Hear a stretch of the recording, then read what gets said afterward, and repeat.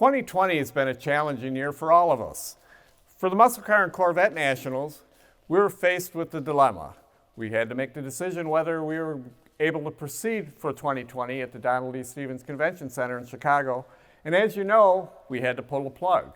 The good news is, through working with collectors and enthusiasts over the years, we've been able to make some great connections, meet some great people. Today, I'm happy to say we're here to present MCACN2020 Northwest from the Brothers Collection.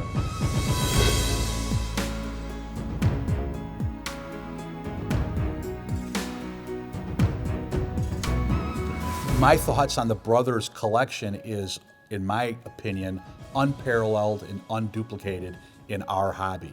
It is simply amazing.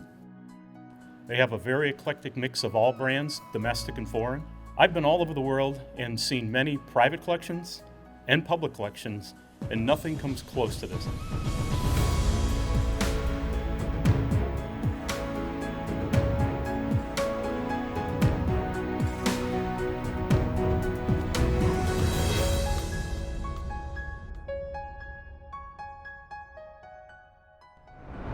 Welcome everyone to the West Coast version of virtual MCACN. Since we can't do it in Chicago this year, we're going to do it out in Salem, Oregon.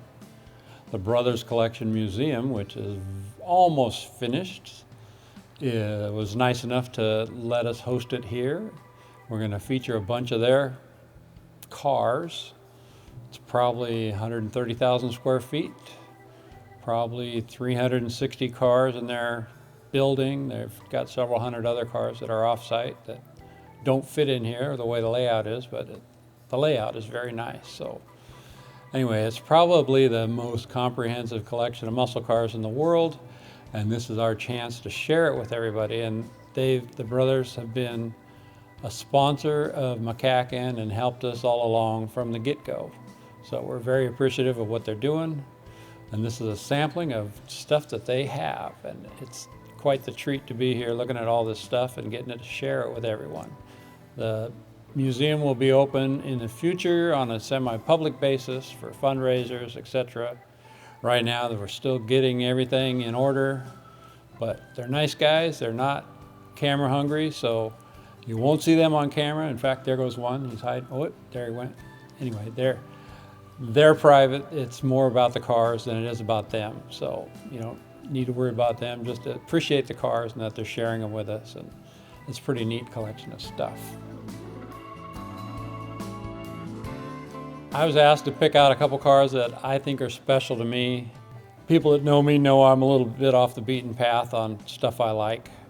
There's a purple Gremlin X back there. It was at MCACN, I think a year ago. I think Level 1 Restoration restored it for the brothers.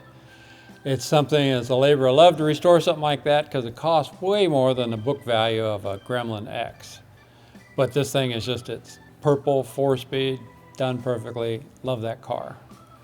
Another car, it's not your typical American car. There's a collection of cars here that are European cars, there's Ferraris, etc. There's a Bizzarini here, which is all aluminum Italian car, only made with a Corvette, small block Corvette motor with side draft Weber carburetors on it. Just cars, artwork, hard getting in and out of it, but once you're in it, it's the most comfortable, fun car to drive. Great car. Kind of a muscle car with a Corvette motor in it. They're very good performing cars. There's a 66 R code, I think it's a Galaxy XL, which is a 427 R code. It's a dark gray, like a slate gray almost, with a red interior. Most guys that walk by it, I don't know, it's the color combo just jumps to me. I think that's a really nice car. Probably one of my all-time favorites is the Pikes Peak Hill Climb Torino that Bobby Unser set a record at Pikes Peak that stood for years. We unveiled it at MCACN a couple of years ago, had Bobby Unser there, and after listening to Bobby Unser tell stories about that ordeal, it even became a more favorite car of mine because you could listen to Bobby Unser tell stories for hours on end. And the stories he told about that car and the hoops to get it built, and putting walnut shells in the tires. Goodyear fighting them on it because they didn't want to put walnut shells in the rubber because they'd contaminate the air in the plant. But who was going to say no to Ford? Because Bunky Knudsen was backing the whole project to get Holman Moody, Smokey Unick, Bill Strope, everybody involved in the build of that car. Really special car. After he set the record at Pikes Peak, wins the race, Knudsen gives him the car. And then he says, I'm there at Pikes Peak, I don't even have a trailer. He says, I don't have a way to get it home, so he gives it to Bill Strope, and it's sat in Strope's shop for years. And then the brothers happened to be at the Portland swap meet, and there was a guy with a little booth selling stuff in the swap meet, and he had a little picture of this car for sale, and they bought it, and it's quite the car. It's unrestored, just perfect. Love that car. Back behind you guys that are filming is the GT40 press release car, the original press release car, and I think that's the only GT40 with both air conditioning and leather interior, and that's just like eye candy to look at. Artwork car, that's what put GT40s on the map, I think, is that look. It's like one of my favorites. I don't know, there's lots of favorites. There's lots of Yenkos, there's Copos, there's Shelbys, I think there's over 55 Hemi cars in the collection. There's over 40 R-Code Fords in the collection. You can look at 69 Trans Am convertibles. There were 8 made total. There's 4 of them here in the collection on display. There's Ram Air 4 Trans Ams. There's, you name it, it's all here. There's a row of L88 Corvettes. It's by far the most comprehensive collection of any muscle cars in the world.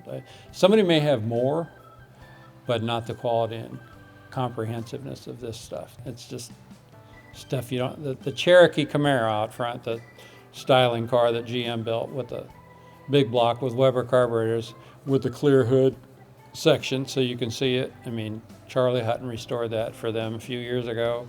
We unveiled it at MCACN. It's just, that's just the ultimate looking car. Candy apple paint. It's like, stuff's all here. It's fun to look at. And there's stuff in other buildings that aren't on display yet. They'll have to rotate stuff in and out. We know it's not the standard MCACN that we have in Chicago every year, and which has become like a family reunion for everyone. But luckily the brothers were nice enough to give us this venue and let us feature some of their cars, because we can't feature all of your cars. So we're going to do our best to walk around, take photos, show you each car. Thank you for supporting us all these years. We're pretty sure we're going to see you all next year in Chicago. You'll probably see more cars from the Brothers Collection. Every year they send a couple cars. They support us in every way. Hang in there, and everybody stay well and stay safe.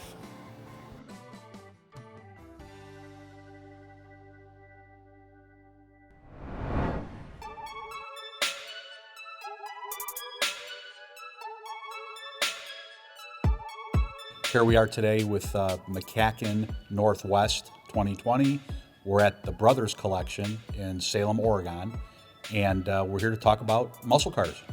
In order to define a supercar, you need to go back to a regular muscle car, which we feature at the Muscle Car and Corvette Nationals. And those were cars that you could go into a dealership, back during the muscle car era, and sit down and spec out and purchase through your salesperson. Pretty much anybody that could afford to buy one could order a muscle car.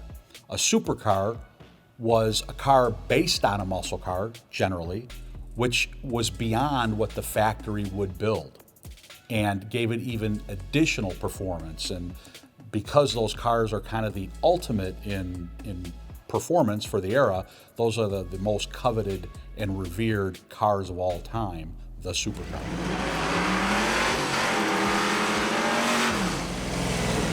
A good example of a supercar, and there are plenty of them here in the Brothers Collection. One, for example, is the Yenko Camaro right here behind me.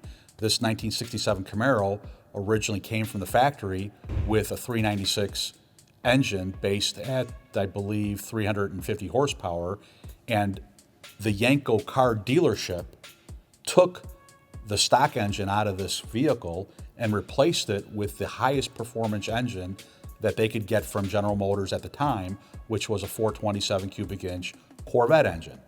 And they created a supercar. In today's world, you have a lot of clone vehicles, vehicles that are not originally built back in the day. In fact, at the MCACN show, we have a judging venue which is called Day 2 Judging. It's a concourse level judging based on a 1,000-point score, and it's very rigorous. And our judges will go through these cars that are brought to be judged as Day 2 cars, which helps with the authentication of the vehicle. Also, they will verify parts that are on the car. So for example, a car that comes in for Day 2 judging, we will look at the parts that are used on that Day 2 vehicle and determine whether or not they are correct for the era. So you couldn't have a modern wheel and that would score properly. You'd have to have a vintage wheel that was used, like a Krager wheel that was used in the 60s or 70s, in order to be judged properly. We're one of the few venues that actually has that type of judging, and we were the pioneers at initiating that Day 2 type of judging. So that's something that you'll see at MCACN, and it's one of our largest growing segments. In defining Day 2 muscle cars, Day 1 would be the day the car was completed at the factory, as it rolled off the factory assembly line. Day 2 is what was done afterwards. Now, in most cases, Day 2 cars were initially Day 1 cars that people bought at the dealership, took home in their own private garages, and made modifications, added bolt-ons, etc. When it comes to a supercar, that is also a Day 2 car, but it was converted at the dealership when it was sold new. And that's the distinction for Day 2. Supercars are prevalent at MCACN because that's the place. If you've got a cool supercar or muscle car, that's the place to show it off. And again, another big growing segment of the show are the supercars, both vintage and modern. So MCACN will feature modern built supercars, and we're kind of in a resurgence of the old supercar era. I mean, today you can buy cars from supercar builders, such as what we do at the Nicky Performance Shop, that have over 1,000 horsepower and will run 9-second quarter miles in street trim, which is pretty amazing, especially when compared to what the cars were doing in the 70s. But you will be able to see cars like that, both vintage and modern, at the MCACN show.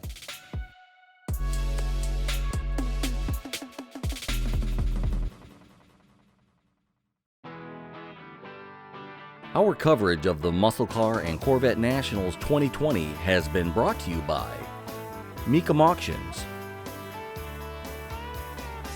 Bill Stasic Chevrolet,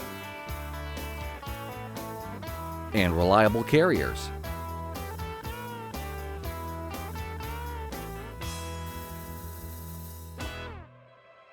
And now back to the Brothers Collection, where we join Dave Wise in front of a stack of Challenger TAs and AAR Cudas. The SCCA Racing was a series. We've always heard what wins on Sunday sells on Monday. So what they were interested in is getting into the Trans Am racing program. There were Javelins and Z28s and Camaros, and years back they had the Barracuda was in competition. They had a new platform that was coming out, which was called the E-Body. E is for a 1970 series. So what they entered into was the Trans Am Racing Series. They were looking for 2 drivers. And one of the drivers they selected was Dan Gurney. Dan Gurney's AAR team was out of California, and they adopted the name AAR, All-American Racer, for that program. They participated in all the races through 1970, and it was the only year they raced the E-Body cars, which is the Barracuda and the Challenger, was in the 1970 series. The AAR Cuda and the Challenger TA were built during a 5-week period. They were all built at one assembly plant in Hamtramck, Michigan, that used to be referred to as Dodge, Maine. Those vehicles were interspersed amongst the general population of vehicles produced. There were 2 assembly lines. They had line 1 and line 2. So, as you could imagine, there was a lot of complexity involved to integrate these very special and unique vehicles that have a special engine. So they had an engine build area that they had to work through. They had a special fiberglass hood that they were probably not used to handling at that facility. So there were a lot of challenges that the plant had building these. The powertrain in an AAR was available. Let's start out with the axle, 391, 355 gear ratio. They had available transmissions, either a 727 automatic, or they had an A833 new process gear 4-speed. Certainly, by today's standards, everybody loves the 4-speed. They're fun to drive. It really enhances the driving experience. When you get into the engine, it was a very special engine. They had the standard 340 with a 10.5-to-1 compression ratio that had a higher iron content of the block. It was a 4-bolt main. It had 3 Holley 2-barrels on top of an aluminum intake manifold. So it had sort of an air induction system that was available. You can see the hood, the features of the hood with the teardrop. That was to bring in air, and the vehicle had the engine had special cylinder heads as well. So they had cantilevered push rods and valves, and it was just a very well-performing engine. For the series, these were put together basically by Keith Black. So he was instrumental in basically running these engines through their paces. And of course, when they were running into sanctioning races, they were basically de-stroked to a 305 versus the 340, which was the street version. The wheel options that were available were 15-inch wheels, front and back. Behind us are 2 examples of a hubcap car with a trim ring, and then the other is the road wheel, which is a W21 package, and they had stagger tire sizes. So it gave the car a bit of a rear rake, unlike any other production car that Chrysler was producing in the E-Body series.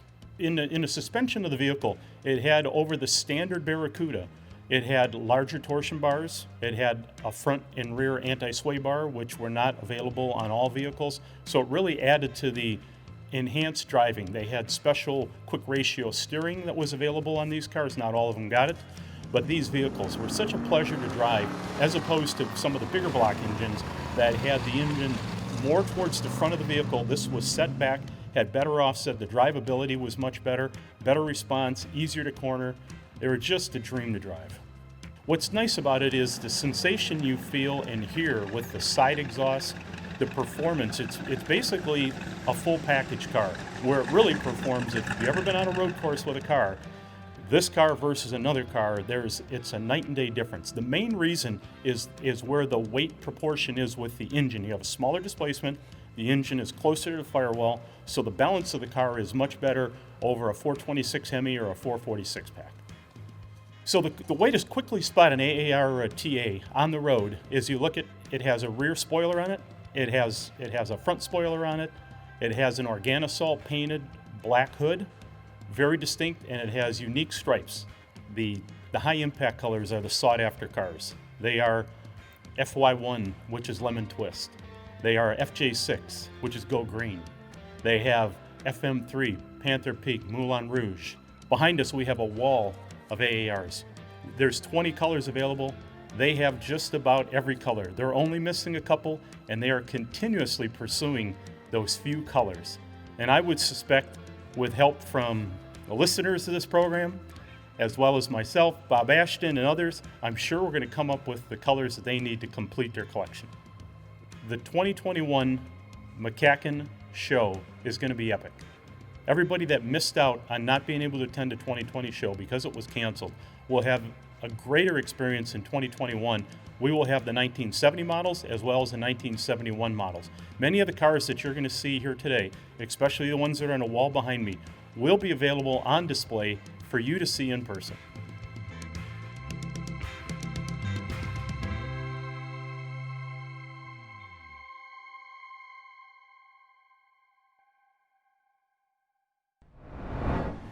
At the Muscle Car and Corvette Nationals, we're known for our special displays and unique features. Among my favorites are our premier unveilings, where we spotlight prime examples of American muscle that join us from across the country. I'm pleased to announce from the Brothers Collection, we'll maintain that tradition and again present 2 premier unveilings.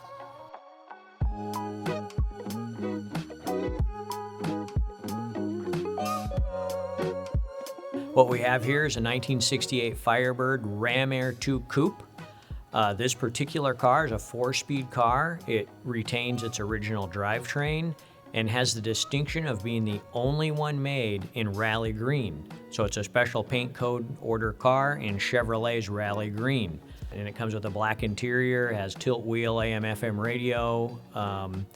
This car was sold new in Palo Alto, California, and stayed in California for a good chunk of its life. When we bought this car a couple of years ago for our customer, it came out of Oklahoma, where it had been in a collection for many years and hadn't been seen by anyone in the public until now. So we're unveiling it for the first time here at our virtual MCACN show. So like all of the cars that we debut, it's a fresh frame-off restoration. We do every nut and bolt. We've fussed over the overspray and the paint marks, and in addition to that, how it runs. We dyno test these cars. These Ram Air 2 Firebirds usually come in around 440 horsepower roughly, anywhere between 430 and 450 horsepower. They were really strong, probably one of Pontiac's fastest street cars ever made. What's really neat about these Ram Air cars, when they were built, they originally had a single snorkel stock Firebird air cleaner on them when they were delivered, and the Ram Air equipment would be in the trunk. So, because now it has all the Ram Air equipment on it, is the original air cleaner. And one really neat detail about this is that we were able to print the lettering on the air cleaner assembly like it was done from the factory. Most cars you'll see, even the best restored cars, will have just a decal there because it's pretty difficult to print on a curved surface. So this customer was really good, will let us chase after some of these really cool details and really get it dialed in.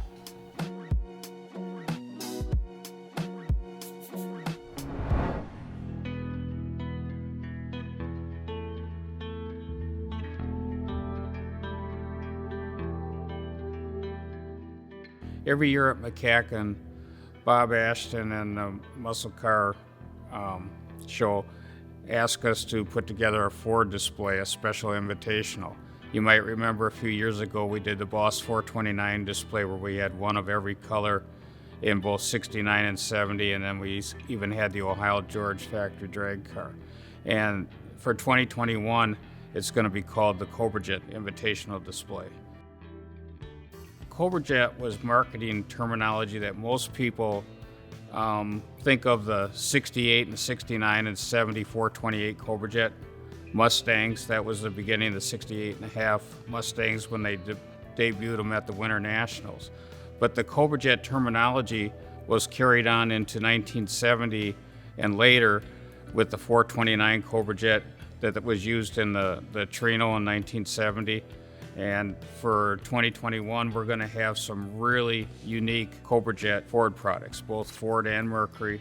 Walking through here, I noticed there was a 70 Ranchero Cobra Jet, a 69 Ranchero Cobra Jet, Cougar convertible Cobra Jet car, 69 Mustang GT convertible Cobra Jet, and some of those are Super Cobra Jets also.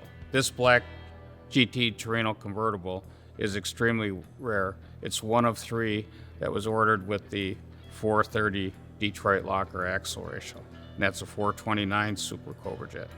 One of the rarest Cobra Jet cars probably on the planet. The black with the white top is a great color combination.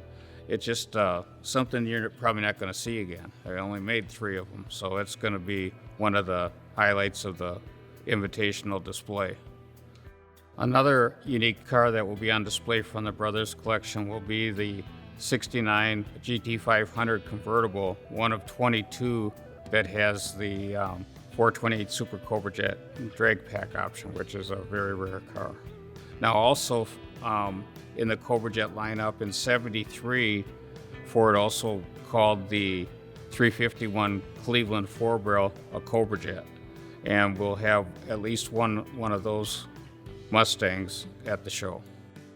We put the word out that we're going to have a 428 and 429 and 351 Cobra Jet display, and if you have a car that is worthy of being in the display, contact us and we'll try to get you in the display and make it as unique as we possibly can.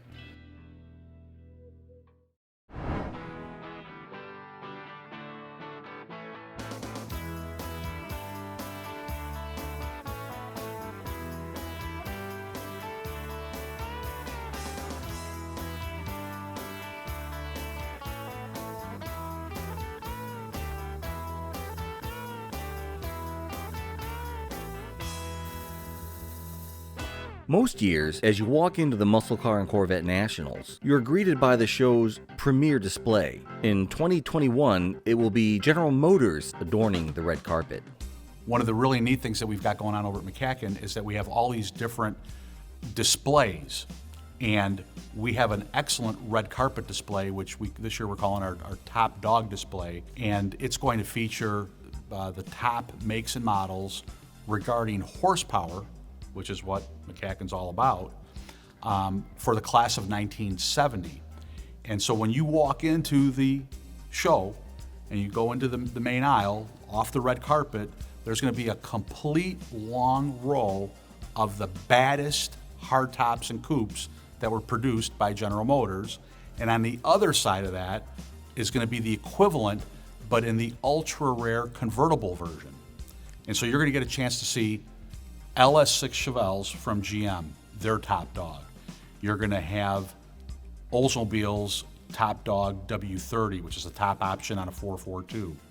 You're going to have Ram Air 4s, which is GTO's top option in both coupe and convertible. And then you're going to have Buick in a coupe Stage 1 GSX and convertible Stage 1s. So it's going to be an incredible display. In fact, some of the cars you'll see may be from the Brothers Collection. And the way these cars come about is that they are hand-selected by the MCACN membership, and invitations are extended to these cars. So these are going to be the absolute best of the best cars, must see. I mean, to give you an example, black with white stripe, black interior, black top, LS6 Chevelle convertible that was formerly owned by Charlie Sheen. Right next to this particular car here in the Brothers Collection, this LS6 Chevelle coupe came from the Dana Meekum collection, now residing in the Brothers Collection, and I believe the car has less than 50 original miles on it. Behind that is a W30 convertible that was unveiled and featured at MCACN and scored a Concourse Gold. These are the types of cars that people will get a chance to see, the type that you don't get a chance to see any other place.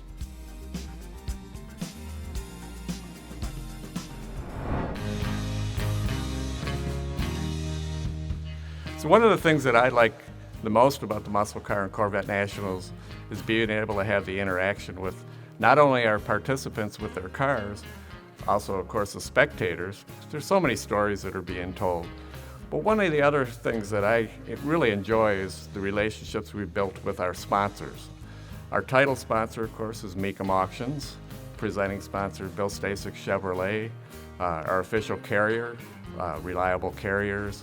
Of course, South Oak Dodge with Denny Guess, our good friend for many years, and so many others. Some of the finest restoration shops in the business, our regular participants, sponsors, and huge supporters of what we do. We have some fantastic artists, the best of the automotive artists. And, talking about the sponsors, I think as I walk through the Brothers Collection, Meekum Auctions. There are so many cars here that were acquired through various Meekum Auctions. So the few of the cars that are standouts for me personally that have been purchased through Meekum Auctions, of course, the Rapid Transit System Duster. It's a car that's near and dear to me because of my close friendship with Stephen Giuliano. We had the honor of having those cars at the Muscle Car and Corvette Nationals in the past. So for me, it was a real thrill to see the car end up here in the Brothers Collection. Other cars that stand out for me that were purchased at Meekum Auctions, the original unrestored LS6 Chevelle. The car currently has under 50 miles on it, and that car is original 100% down to the tires. And, people joke about having the original air in the tires. I would believe it probably does. They have a 65 Shelby supercharged GT350, again, purchased at a Meekum auction. And it's not just specific brands, so again, driving home the message that nobody sells more muscle than Meekum. 66 Fairlane lightweight, finest in the country, without a doubt. Another one of my personal favorites, the John Hurlitz 426 Hemi Cuda convertible. Again, a car that was part of our E-Body Invitational when we did the Hemi E-Body convertibles. Point being, Meekum Auctions has a tagline or a slogan that says that they sell more muscle than anybody. And that's a fact. And we can see it here in the Brothers Collection, the finest muscle car collection in the world. In fact, I would say one of the finest overall car collections in the world, with multiple cars that have been purchased through Mecum Auctions.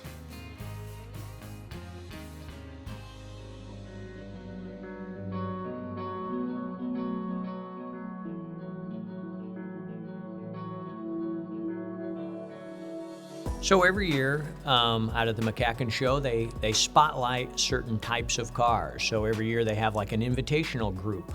And for example, in 2019, they had a GTO Ram Air Invitational. So they started with a 65 and they went all the way up through each year and what they offered as a Ram Air. Coming up in 2021, they're gonna change things up and they're gonna look at Firebird Ram Air cars, which is quite a bit different than a GTO display, but the same, same idea. It's really a neat thing because not only for the people that come to the show, but for the owners of the cars to hang out for the weekend with people with cars just like theirs that they may have never met before. So it's really a neat gathering that works out not only for the people coming and buying a ticket and going to the show, but the people that own the cars too. Very cool. So in '67, Chevy and Pontiac jump into the pony car market, and at this point in time, all the emphasis at Pontiac was on the GTO. Well, when they get into this, John DeLorean was the general manager of Pontiac. He wanted an extra 6 months to introduce the Firebird after the Camaro so they could refine it. So they take that 6 months and they come out, and right away they have a Ram Air Firebird because they already have a GTO going and everyone knows about it, but it's pretty under the radar. Not a lot of people even knew the existence of this car, but really the drag racers knew about it because it was had a lower advertised horsepower rating just because of a rule GM had about horsepower and weight of cars. So it was really a quite a bit more potent car, I guess, than a GTO would be. It's a smaller car with the exact same engine. So that's how a Ram Air Firebird, started its life in almost obscurity in 1967. So there's not too many of those around. In '68, they revised the engine in '68, and at that point they called it a Ram Air 2. They never really officially called it Ram Air 1, but people just picked that up and called it Ram Air 1 and Ram Air 2. Now the Ram Air 2 '68 Firebirds, probably one of the fastest Pontiacs made. Just because they were the lighter car with that round port engine, all the best special engine parts in the lightest car. So that's kind of the development. And then by '69, you could get a variety of Ram Air cars. You could get a Ram Air 4, you could get a Ram Air 4 Trans Am or a regular Firebird, and then you could get a Ram Air 3 engine, which they sometimes called an HO. And sometimes it wouldn't have the Ram Air, but it just started to grow and develop. So that's kind of the quick progression through the line. And by '69, they were making more of them. And when they came into 1970, along with the '69 Trans Ams, all of those cars had Ram Air. So that was standard equipment on a Trans Am. It would automatically have a functioning scoop. The first couple of years, it was almost drag race centered all the way, and by '69 it was more of a street package that you could really order up to be a specific high performance application, or it could just be another cool car, a lot like a GTO would have been. So they made them in smaller numbers. They were smaller cars with the exact same engine, so even though all the advertising and all the magazine ads and all that, a GTO was still king, production number wise, no doubt. And I think now, today, in most cases, a Ram Air Firebird would be worth more than a Ram Air GTO of the same equivalent year. So, and you can imagine back when these cars were brand new that someone would buy a GTO, it had a lower cost than a Ram Air Firebird, and it had a back seat and a nice sized trunk and a higher horsepower rating. By virtue of the car weighing more, GM was able to put a higher horsepower rating on it. So you can kind of see why the Firebird didn't quite have the sales numbers that a GTO would. It just didn't really add up on paper. So when you're getting a Ram Air Firebird, you would get a special carburetor, a special camshaft, the distributor ignition timing would be different. The exhaust manifolds and the exhaust system would be different to a degree. And then we mentioned the mandatory gear ratio. So it was really an entire package. So a Firebird really had a wide variety of how you could buy. There was 5 different engine combinations you could get. But on the Ram Air, you really got the best of the best heads, intake carburetor, all the best parts. They weren't made in such high numbers that they couldn't put the best carburetors. Instead, they did that. They specifically made those cars better. So when you got a Ram Air Firebird, I mean, 9 times out of 10 or better, it was gonna be a really well-performing, high-performance car. So by the time you get to the 68 Ram Air 2 and the 69 Ram Air 4s, there is just a specific sound. The camshaft they used in these cars was a computer-designed camshaft, which was, you know, kind of ahead of the curve back then, and it was a really good piece, and these cars made a lot of horsepower. And the reason that they had a mandatory low gear is because it really started making power at about 3,500 RPM. So you can really hear it. It's an unmistakable sound that they make, and they will rev much higher than any other Pontiac engine, to the point now to where a lot of these cars don't have their original blocks anymore because they would rev so high and guys would miss gears and blow them up, and just having all kinds of fun with them, doing what people used to do with them back in the day. But they were really specifically powerful and definitely their best engine combination. So in the 2021 Firebird Ram Air display, I'm really excited to see what is going to be out there. We will have 1 or 2 cars that we're going to bring out for customers, probably a 69 Ram Air 4 Firebird. There's a couple of Ram Air 4 Firebirds behind us that have already been shown at MCACN in previous years and unveiled. So, seeing how we won't be meeting in person for this show and in this crazy year of 2020, we have the pleasure of being here at the Brothers Collection. It's really hard. It's almost beyond words how nice and neat it is, and it's kind of like a quiet version of the MCACN show.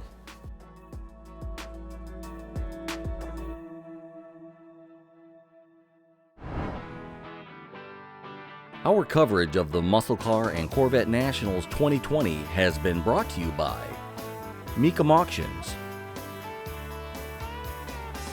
Bill Stasic Chevrolet, and Reliable Carriers.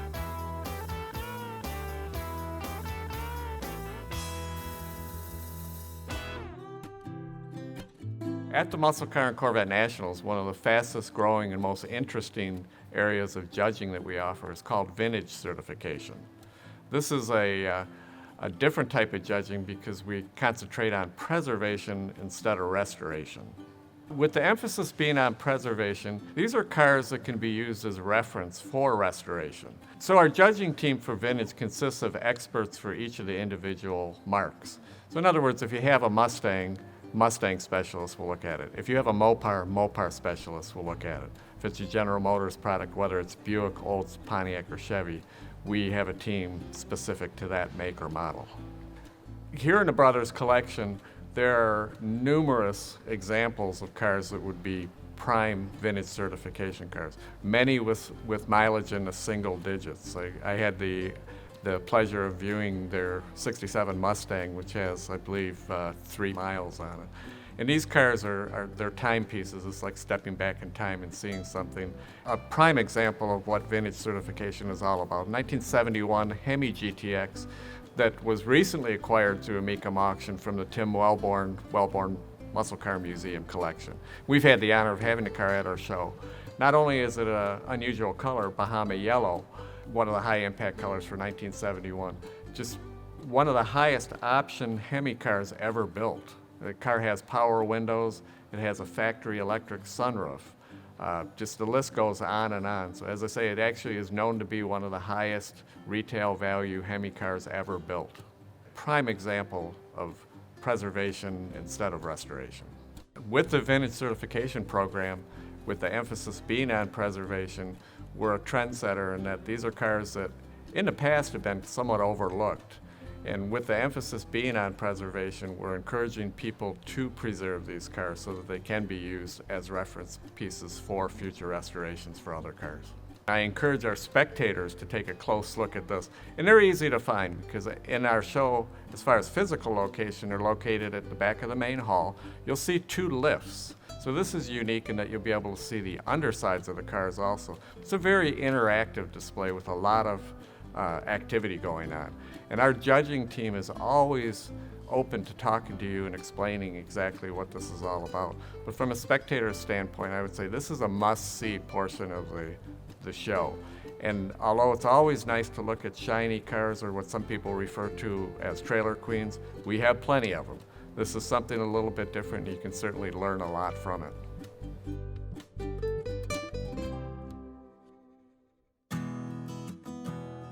While vintage certification focuses on unrestored cars, the Muscle Car and Corvette Nationals team is adding a new judging category to the 2021 show.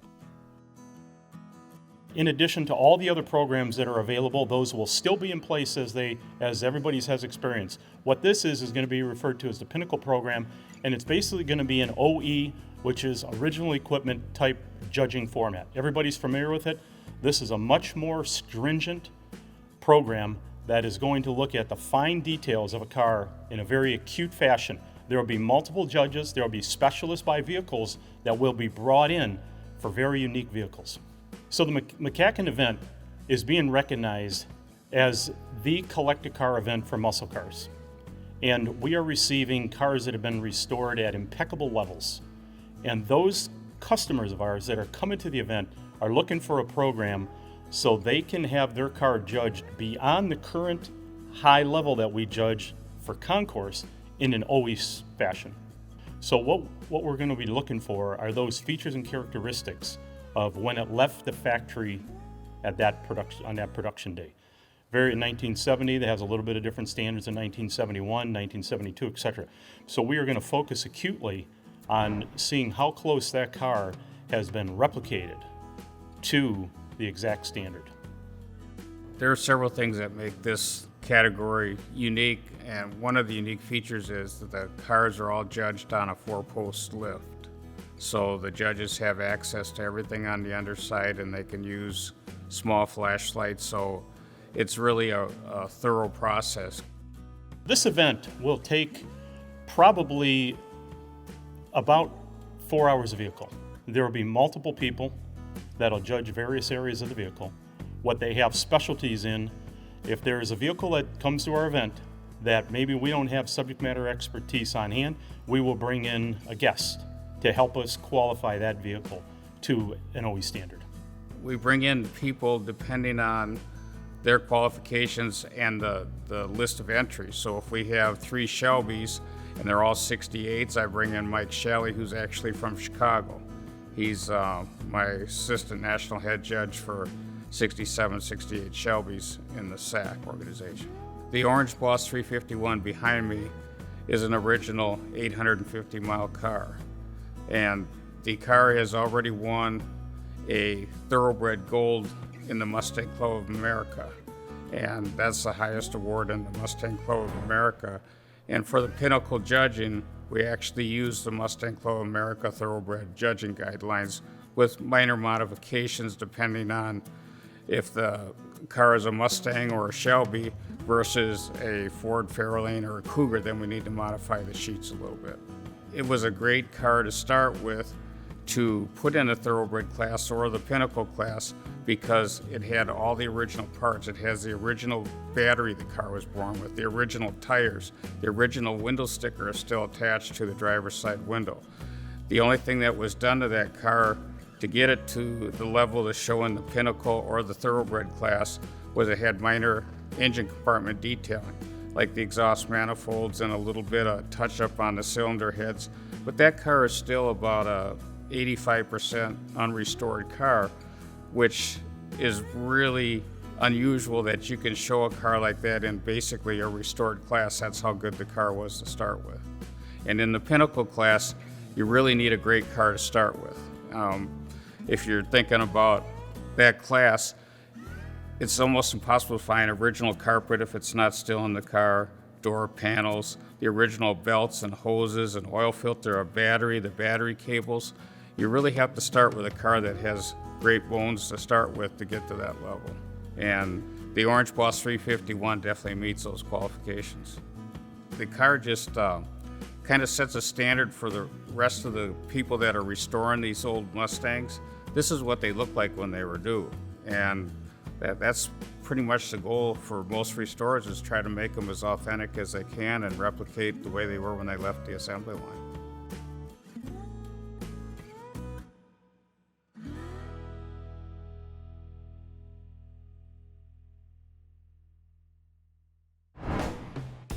While the Pinnacle judging category is just getting its start, Corvettes have had a similar category, Triple Diamond, already established. The Triple Diamond Award is actually 3 awards altogether.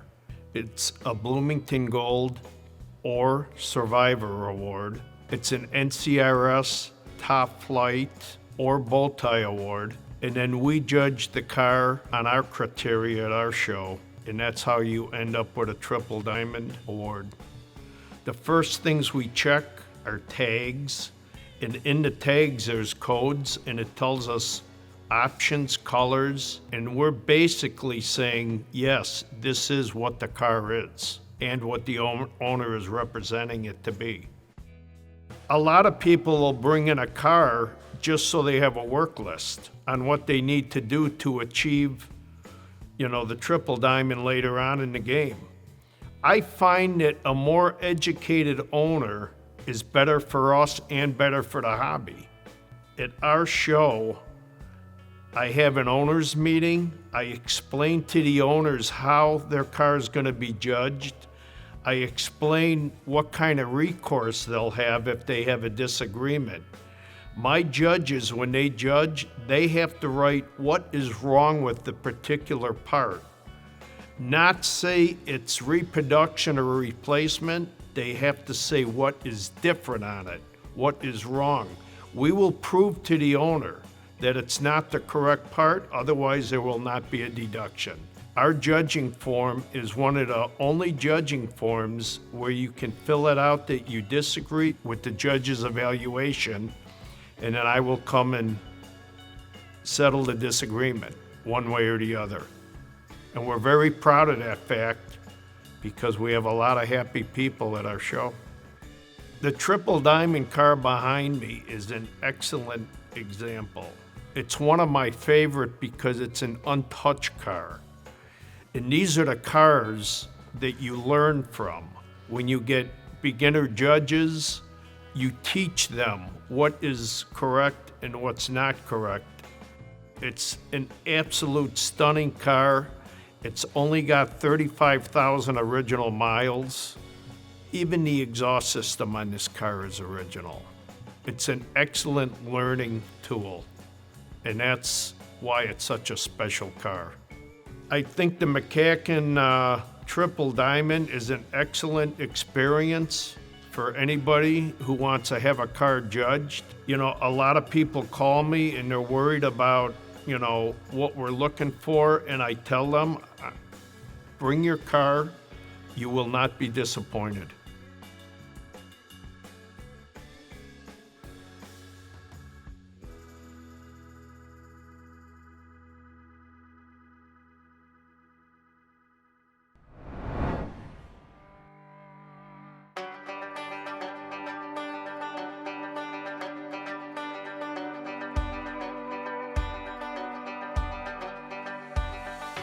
And now, I'm pleased to introduce our second unveiling for MCACN Northwest 2020.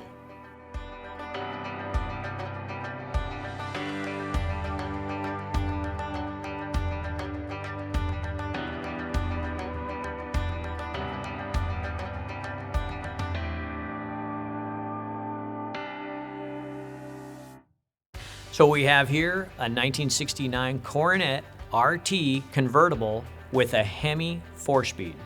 So that's a great combination. Not a lot of people thought to get that combination in 69. This is just one of 4 built. And this one is finished in a beautiful B7 blue with a blue interior, and as you can see, a white top and a white tail stripe. This particular car had been off the road since sometime in the 70s, and amazingly has all original sheet metal. There was just a little bit of patching to do on this car, very minor repair in the trunk and the lower quarters. It remarkably survived, and these cars are known to be rusty cars. So when my customer set out to buy one of these cars, he was just looking for a Coronet convertible with a 4-speed transmission, and that turned all the way into what we think is the best one he could have possibly obtained. So between 68, 69, and 70, there's only around a dozen cars you could even look at that have a Hemi 4-speed convertible in a Coronet RT. So I feel that he really got the best car he could possibly buy. The condition was good. The restoration is awesome. We went out of our way to buy as many new old stock parts as we could. So if it's not new old stock, it's probably a restored original part. Some of the things, gas tanks, weather seals, trunk seals, battery cables. I mean, I have a long list of original new old stock items that we used on this car. And it's just an amazing car. So as we went through this engine on this particular car, we wanted maybe just a little bit of extra power, so we paid close attention to the camshaft we put in. We wanted it to still sound factory, but the end result was this engine made 540 horsepower and well over 500 and some odd foot-pounds of torque as well. So as nice as this car looks, like an absolute museum piece, this thing will really fly. On these cars, some of the things you put so much effort into are things that you don't really look at as often as you might. Like the undercarriage of the car takes an extensive amount of work to make it look like the factory did. And some of the overspray inside the fender areas and stuff, the guys back at the shop have just done an awesome job at recreating how these cars were built when they were new. It was really a treat to do such a rare car.